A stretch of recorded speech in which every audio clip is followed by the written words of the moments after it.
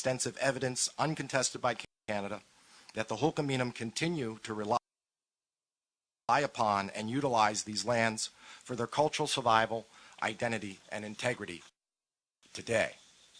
What is also not disputed in this case is that some 230,000 hectares to a private railway corporation in 1884, and that the Hulquminum have never been offered restitution for the expropriation of virtually their entire traditional territory by the state.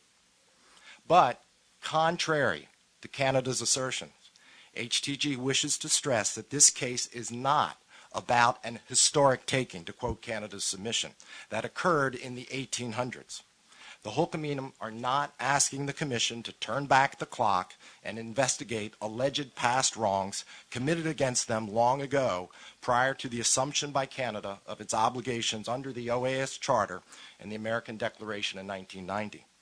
This case is about the undisputed fact that today, in 2011, the 6,600 members of the 6 Hulquminum First Nations are engaged in a desperate struggle for the protection of their human rights and cultural survival as indigenous peoples living upon their ancestral lands.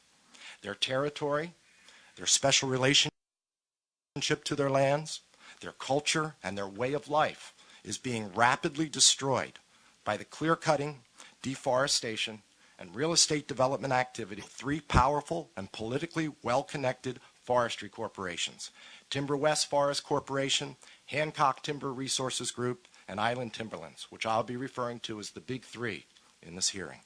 This map, prepared for the purposes of this hearing, which is also included in our presentation summary as Exhibit 1,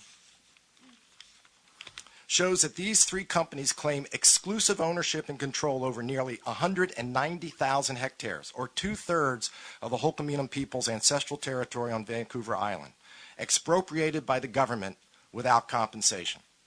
The ongoing destruction, unregulated clear-cutting of the forest, and irreparable harm to the ecosystems, waters, and resources on Hulquminum ancestral lands has been thoroughly documented by extensive submissions, photographic and videographic evidence, affidavits, and other hunting, gathering, fishing. As young children, we learn plant names and uses.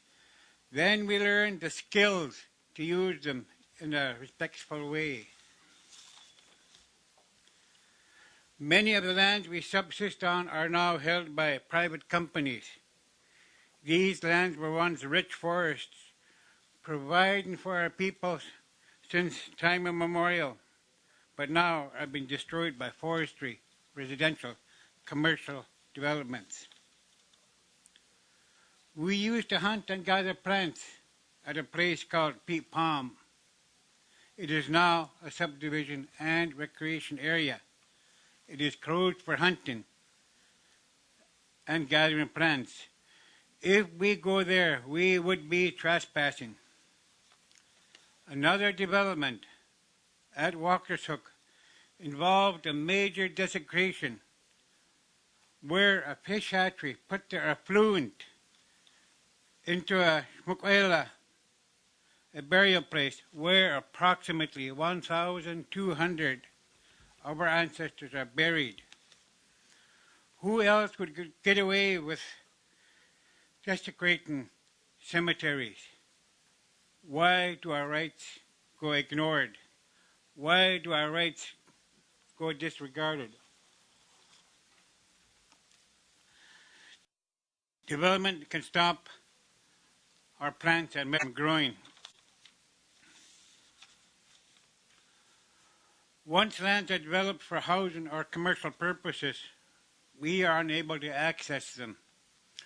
We have been threatened, blockaded, and even arrested.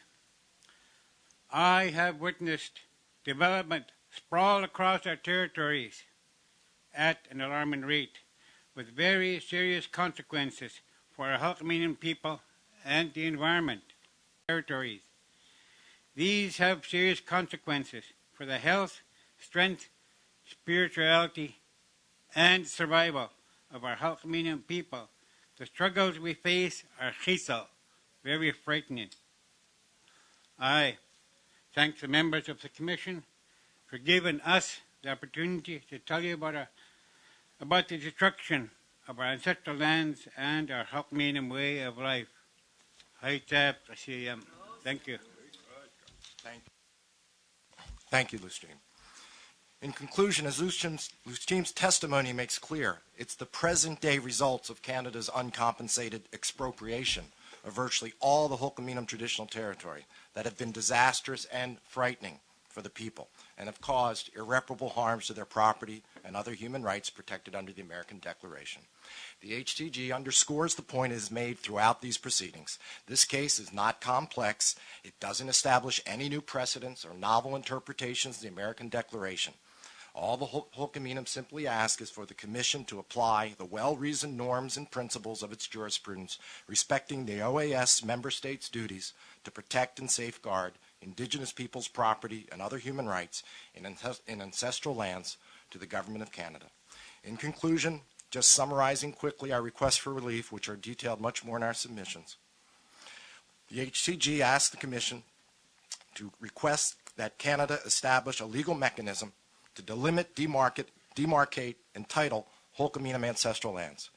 Canada relies on the argument that there are overlaps. Yes, indeed, there are overlaps. In fact, many of our amicus, one of our amici today, Chief Doug Wife from Nanaimo, is one of those overlapping claims.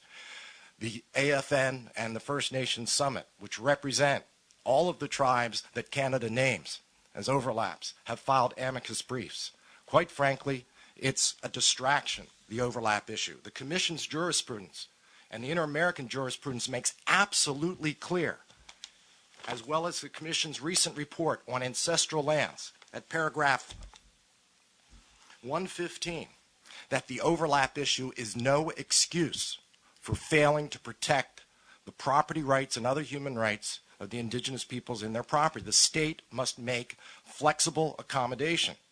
If the state wants to sit down and resolve the overlap issue so that we can establish a system of prior consultation and prior consent, I can assure you that the First Nations that are in that overlap area would be glad to do it, to stop this activity right now. If Canada is not willing to demarcate title Hulquminum lands, then they must provide restitution, again, as outlined in the Commission's jurisprudence.